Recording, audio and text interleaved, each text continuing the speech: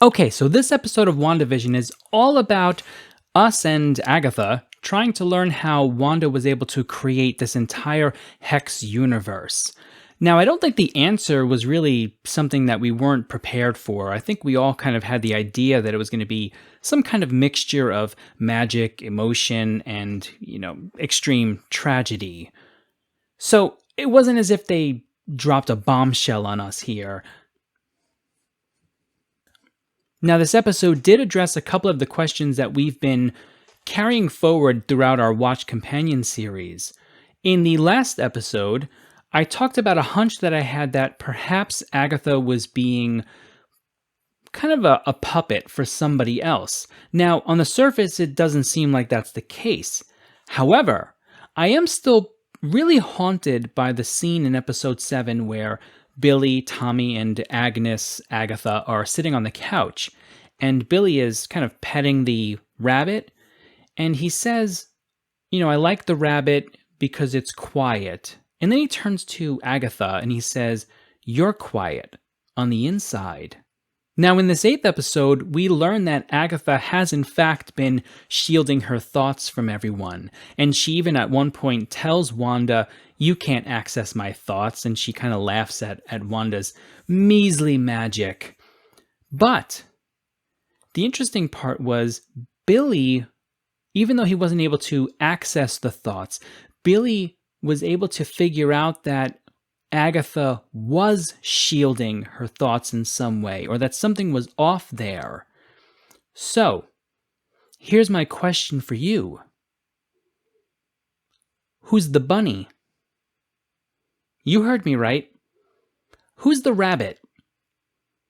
It wasn't just Agatha's thoughts that were exceptionally quiet. It was the rabbit's as well. Add in the fact that in this episode, Agnes takes the rabbit with her to introduce themselves to Wanda, right? She even uses the plural pronoun us, and then what seems like a comedic moment where she takes the rabbit and listens to what it has to say and then talks back to it. What if that moment was not so much for that comedy element, but the rabbit actually talking to her? And then add in the fact that you have that whole cicada scene where Agatha convinces the cicada to go walk all over Wanda's face and then turns it into a bird, and then she takes the bird and flings it at the rabbit, and it, turns back into a cicada, and the bunny is crunching on cicada. Now, rabbits don't really eat bugs. They'll eat them by accident, right, when they get caught in the food or something like that, but they don't really want their protein coming from bugs. So, I repeat, who's the bunny? Tell me in the comments below, right? Am I just crazy? Is it just a rabbit? Or is it possible that there is something to this idea and the rabbit is something else or someone else? Now, the second thing that we get to talk about that's quite exciting is one of our favorite subjects, our boy Vision. Even though Vision doesn't have a lot of screen time per se in this episode, he looms really large throughout the whole thing. I think this episode tries to answer a question that we had from back in episode 6, which was, is Vision alive? And by the end of that episode, I think we came to the conclusion that Vision probably could live outside of the Hex, because the Hex was really kind of pulling him apart and pulling him back in.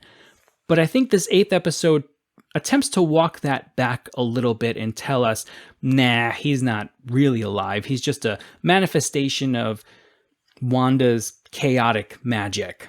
Which, by the way, I thought it was really cool, that kind of nod to the ancient civilizations and the gods who create out of pure chaos. I really thought that was pretty interesting, actually. Nonetheless, it seems to be trying to tell us that Vision is not alive. But we're not going to fall for this, right? No, not us. Vision has one of the most beautiful lines that you'll find in any of the MCU films or TV shows. It's when he's trying to console Wanda over the loss of her brother. And he tells her something along the lines of, "What is grief if not love persevering?" And it's a truly beautiful line, and it's incredibly Shakespearean as well. And that makes me skeptical. Hear me out. What if this beautiful scene is not really for who we think it's for? What if this scene is actually for the benefit of Vision? Let's say Vision does come back at some point in this series and he has his full memories and he remembers that he loves Wanda and all of that stuff, which is quite likely. Who's more likely to lose their love at the end of all this now? Is it Wanda or is it really Vision? Because it seems like Wanda is going to have to take up the mantle of Scarlet Witch here.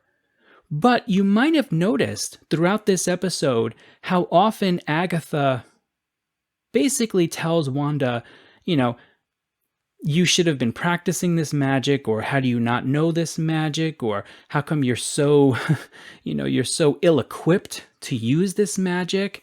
And that leads me to believe that Wanda is going to have to go away and really hone her skills and learn how to master the magic of the Scarlet Witch.